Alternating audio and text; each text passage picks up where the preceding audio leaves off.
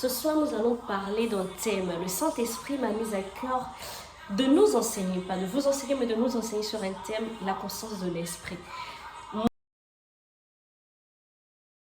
Moi, quand il s'agit du Saint-Esprit, je perds tous mes moyens. Donc, peut-être que je serai en train de pleurer pendant que je vous parlerai. Peut-être que je serai lucide, mais je voudrais quand même vous délivrer le message qui monte dans mon cœur. Alors, j'aime le dire, et je crois que je l'ai dit dans la précédente vidéo, il y a des termes qui paraissent logiques ou évidents pour certaines personnes, mais pour d'autres comme moi, cela ne paraît pas évident. Donc nous allons définir c'est quoi la conscience.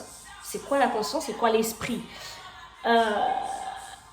Je vous donnerai une définition qui est une définition perçue par moi. Donc vous aurez des définitions autre part, que ce soit dans le dictionnaire, que ce soit par une autre personne. Chacun donne la définition qu'il entend. Donc ce n'est pas une définition unanimement acceptée de tous, mais c'est une définition qui pour moi reflète normalement ce qu'on entend par conscience. Alors pour moi la conscience c'est vraiment se rendre compte de quelque chose.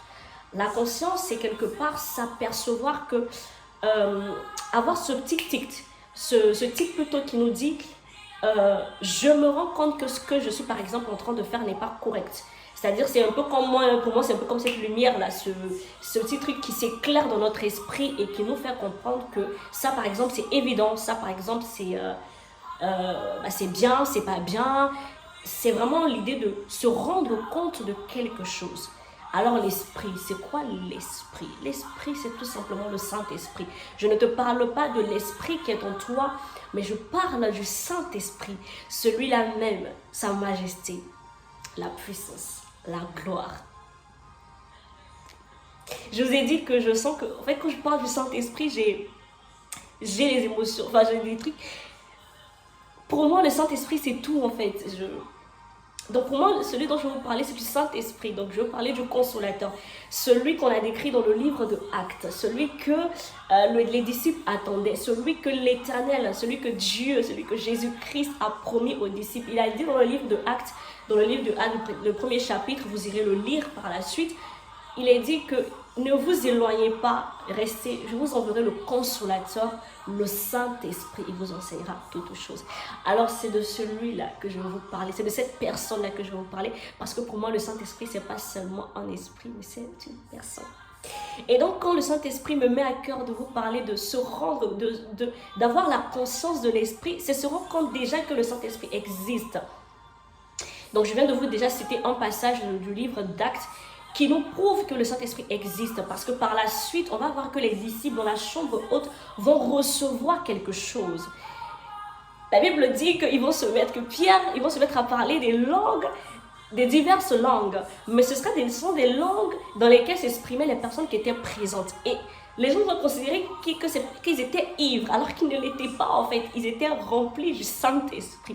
Et la Bible va nous dire que Pierre, animé sous l'onction du Saint-Esprit, a converti près de 3000 âmes. Donc en fait déjà, le Saint-Esprit, il existe. Donc avoir conscience de l'Esprit, c'est déjà savoir premièrement qu'il existe. Savoir que c'est pas une illusion, c'est pas quelque chose de faux. Il existe. Et je peux vous assurer que lorsqu'on décide de faire sa rencontre, on le sent. Lorsqu'on décide de vouloir rencontrer le Saint-Esprit, on le rencontre parce que le Saint-Esprit est réellement palpable. Et je veux dire à quelqu'un qu'avoir conscience du Saint-Esprit, c'est de savoir qu'il existe et qu'il est avec nous. Et que en fait, sa seule volonté pour toi et pour moi, c'est que véritablement tu sois touché. Sa seule volonté, c'est que nous puissions... Je vous ai dit, le Saint-Esprit, c'est vraiment ma richesse. Bref. Et donc, en fait, avoir conscience de l'Esprit, c'est savoir que le Saint-Esprit, il existe. Et quand il existe, qu'est-ce qui se passe? C'est que notre manière de marcher change. Notre manière de voir la vie chrétienne, elle diffère, elle change. On ne la voit plus comme on la voyait hier, mais on la voit différemment parce que l'Esprit va nous enseigner des choses. Quand tu as conscience du Saint-Esprit, tu ne peux pas marcher dans une vie, tu ne peux pas mener une vie d'impureté parce que le Saint-Esprit va t'enseigner la sainteté.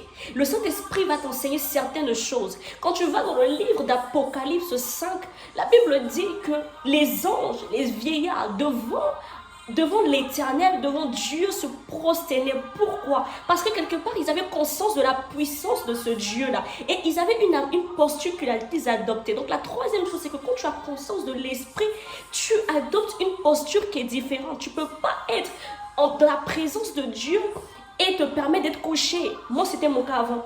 Je pensais que c'était normal, mais c'est pas normal. Parce que tu ne viens pas rencontrer ton ami. Même quand tu t'adresses à une personne, tu n'es pas couché. Tu adoptes une position. Quand tu parles à ton responsable, tu adoptes une posture qui fait que tu lui dois du respect. Mais tu ne peux pas être couché, avoir la main par exemple sur la table et parler à ton responsable. C'est inadmissible.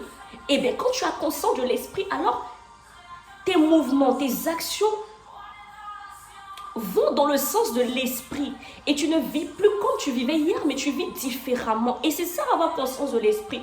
Souvent nous disons que nous avons accepté le Seigneur Jésus comme Seigneur et Sauveur. Souvent nous disons que nous sommes baptisés de l'esprit, mais réellement